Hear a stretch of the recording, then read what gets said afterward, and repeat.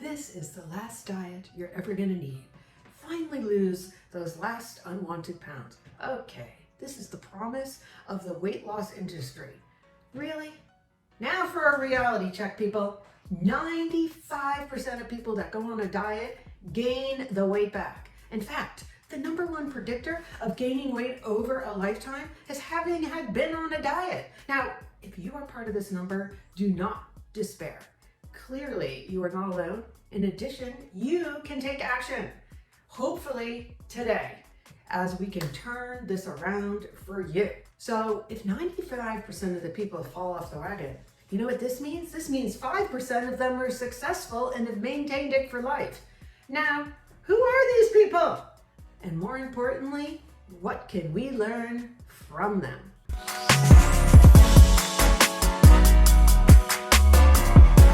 Hi, my name is Bonni, and after discovering the solutions to my own weight and health struggles, it is my personal mission to provide you with simple yet easy to implement strategies to help you maintain your preferred weight, your best health, and just live the best quality of life you deserve. Now, in today's video, I am going to share with you the top 6 strategies that weight loss maintainers share in common. And this is both from my own personal experience with clients over the past 24 years, as well as those reported in the National Weight Loss Registry. #1, they exercise regularly, some as much as an hour a day. But what I am going to tell you, #1 factor that I always say is consistency, consistency, consistency. Your body does not care what you did yesterday at the gym. It wants to know what's going on today. So I suggest just making a commitment to do something every day to get your heart rate up and build muscle.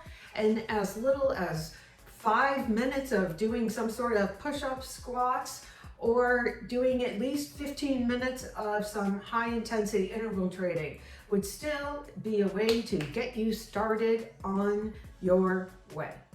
#2 on the list is mindful eating, which is terrific because this does not address exactly what you're eating, but more in the way that you engage in eating. Perhaps sitting at a table with a fork, a napkin, knife, the whole story. Imagine that compared to so many people, eating in the car, on the rush, and crazy like that. So they're definitely paying attention to what they're eating and enjoying and appreciating it, because so often in our modern culture, we are eating with distractions, such as eating on the couch and eating popcorn, which 100% have done that while watching a movie. And I'm sure you have experienced this as well, where you realize, did I eat this whole bag? Because I didn't even notice it. But the fact is, it is impossible to focus on 2 things at one time. So my suggestion is, when you eat, nothing else happens. #3, they do engage in some sort of self-monitoring. I'm not a huge fan of the scale, but for some people, it definitely works. But I suggest limiting it to no more than once a week, and even once a month would be okay for some. And on the other hand, what I am a huge advocate of is body composition testing. And it's fairly reasonably priced now to actually purchase one of these scales in your home as a way to really measure. Or something I personally rely on almost exclusively is being able to button up my pants comfortably. But nonetheless, it is good to, get some way of being able to monitor that you are where you are wanting to maintain and being able to measure that. #4, and this is really, really important, although all of them are important, but they definitely practice being imperfect. The 80-20 rule. If they screw up, they don't care. Some of my most successful clients have come to me and proudly told me that they ate, hot dogs, ice cream, or whatever in a couple days. but what they are doing 80–90% of the time is still totally on board, and it's no big deal. So practice being imperfect and embrace that. Number 5, this is also a challenging one. They have a connection to their future self. And this is really important for not giving in sometimes to that immediate gratification.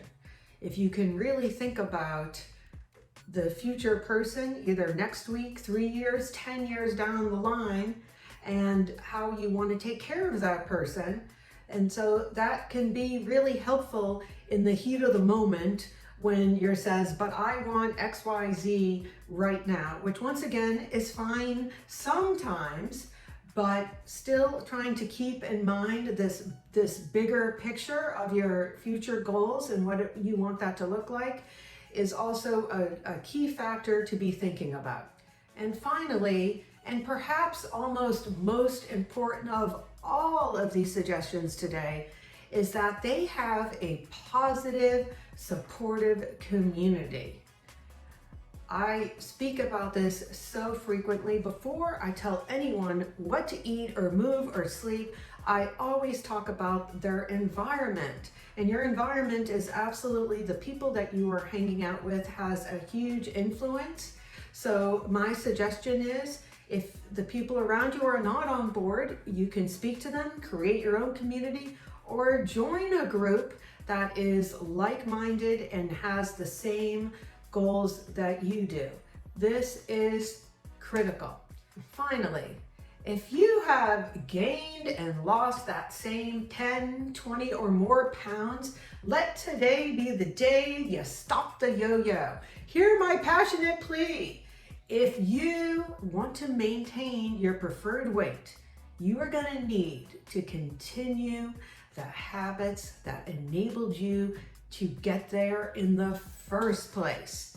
This also means any plan that you aren't willing to continue for the long term is really a waste of time in the short term. If you have found this video helpful, I would love for you to give me a thumbs up, subscribe to my station, share it with your friends, and comment below how you might use any of these suggestions yourself. And also, if you're interested in what a personal plan might look like for you, there is a link in the description below to book your no-cost call. I look forward to seeing you in the next video.